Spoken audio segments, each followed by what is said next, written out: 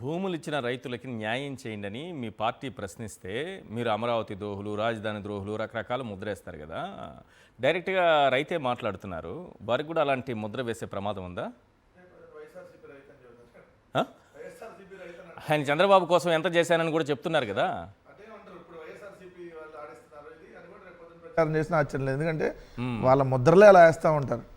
ఇప్పుడు వాళ్ళు ప్రశ్నించిన వాళ్ళు ఏమంటారు, ముందేమో వాళ్ళని వాడుతారు, వాళ్ళకి బాధ వచ్చినప్పుడు వాళ్ళ అవతల క్వశ్చన్ చేశారు అనుకోండి, లేదు వైసీపీ వాళ్ళు ఇది ఆడిస్తున్నారు అంటారు. ఇప్పుడు ఆ రైతు ఏం చెప్పాడు, 70 సార్లు ఏదైతే వాళ్ళ అమ్మాయి హైదరాబాద్ నుంచి వచ్చి మరి ఇక్కడ తిరిగి ఏదైతే ఫ్లాట్ల గురించి అడుగుతుంటే 70 సార్లు అంట. 18 నెలల కాలంలో ఒక ఆడపిల్ల 70 సార్లు వచ్చి ఫ్లాట్ అడుగుతుంటే ఫ్లాట్ ఇవ్వాల. ఈ భూమి ఇచ్చారు ఎవరు? ఇప్పుడు భూమి ఇచ్చిన రైతు ఫ్లాట్ అడుగుతున్నాడు. అవును, కానీ భూమి ఇవ్వనటువంటి చంద్రబాబు నాయుడు గారు ఆల్రెడీ రాజమహల్ కడుతున్నాడు. భూమి ఇవ్వనటువంటి నారాయణ రాజమహల్ కడుతున్నాడు. భూములు ఇచ్చిన రైతుకు మాత్రం ఫ్లాట్ ఇవ్వట్లా. రాజమహల్ సంగతి దేవుడు ఎరుగు, ఒట్టి ఫ్లాట్ వాళ్ళు అడుగుతుంది. చంద్రబాబుకి ఏముంది సార్ భూమి ఇవ్వడానికి? అక్కడ చంద్రబాబు నాయుడు గారు ఎందుకు ఇస్తారు? ఏమి లేకుండా 5 ఎకరాలు తీసుకున్నాడు సార్. మరి లేకుండా తీసుకున్నాడు కదా. రైతులకి నువ్వు డెవలప్ చేసి ఫ్లాట్లు ఇచ్చినాక నువ్వు డెవలప్మెంట్ చేసుకో, ఎవరు కాదనలా. ఓకే సార్, రైతులకు ఒక ఫ్లాట్ భూములు ఉన్నాయి అంటే ఈరోజు రైతు సంక్షేమం నీకు అవసరం. చంద్రబాబు నాయుడు గారి కుటుంబ సంక్షేమం ఉంటే చాలు. రైతు ఎలా పోయినా వాళ్ళకి జీవన భృతి లేకపోయినా పర్లా. చంద్రబాబు నాయుడు గారికి మాత్రం భూదోపిడీ ఉంటే సరిపోయింది.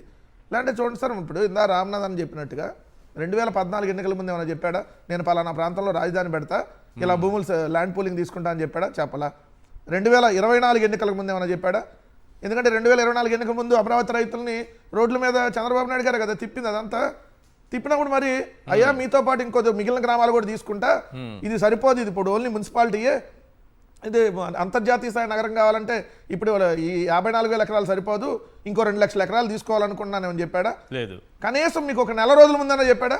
లేదు. ఇప్పుడు చూడండి, అంటే ఇది ప్రపంచ బ్యాంకు.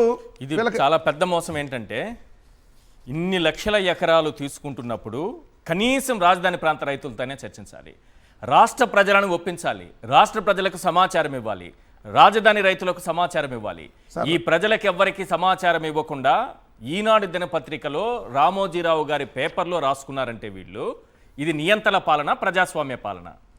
ఇప్పుడు ఒక చిన్న సార్, ఈరోజు చంద్రబాబు నాయుడు గారు క్లియర్గా ఒకటి ఇండికేషన్ ఇవ్వదలుచుకున్నాడు. ఏంటి ఆ ఇండికేషన్ అంటే, నేను ఈ అమరావతిని ఇప్పుడు పూర్తి చేయలేను, అందుకనే కన్ఫ్యూజ్ చేసి ఏం చేయాలి, ఇదిగో ఇప్పుడు ఇది కాదు, ఇంకా పెద్దది కడుతున్నా, ఇంకా పెద్దది కావాలంటే మళ్ళీ నాకే అధికారం కావాలి, ఇది చెప్పడానికి వేసినటువంటి ఒక పెద్ద కుట్ర. ఈలోపు ఇన్సైడర్ ట్రేడింగ్ 2 కూడా జరిగి ఉంటుంది, లేదంటే ఆ గ్రామాలను సెలెక్ట్ చేయరు.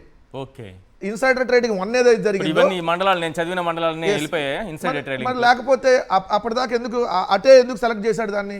ఇటు హైవే కల్లి సెలెక్ట్ చేయకుండా ఆ పక్కన ఎందుకు సెలెక్ట్ చేశారు?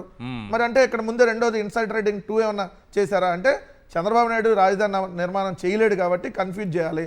సో ఇది 29 గ్రామాలు సరిపోట్లా, ఇంకొక 50 గ్రామాలు అతిగతి లేక పడున్నారు అక్కడ. ఇప్పటి వరకు ఏం డెవలప్ కాలేదు. 29 గ్రామాల్లో ఒక రైతుకు ఫ్లాట్ ఇవ్వాలా డెవలప్ చేసి, ఒక్కళ్ళకు ఉద్యోగం రాలా, ఒక్క కంపెనీ ఆడకు వచ్చింది లేదు.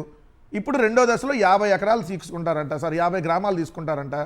రెండు కలిస్తే మొత్తం 926 చదరపు కిలోమీటర్లు అవుతుంది. మొదటి దశ 217.23 చదరపు కిలోమీటర్లు, 29 గ్రామాలు.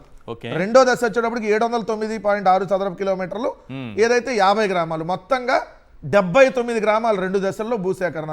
మరి మూడో దశలో ఇంకెన్ని ఎకరాలు ఉంటాయో తెలియదు. 4వ దశ వెళ్ళి తడ దాకా వెళ్ళిద్దాము.